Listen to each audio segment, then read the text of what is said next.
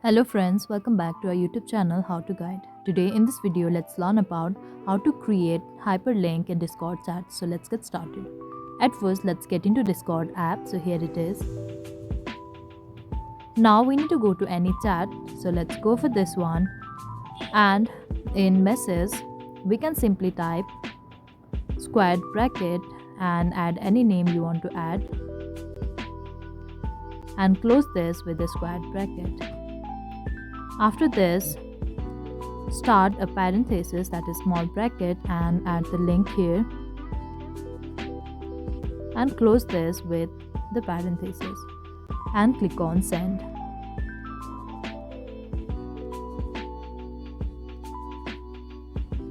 So you can see this YT written over here, and if you tap on this, a link will be opened. So this is it. So this is how you can create hyperlink in Discord. I hope you liked the video. Please do like and subscribe.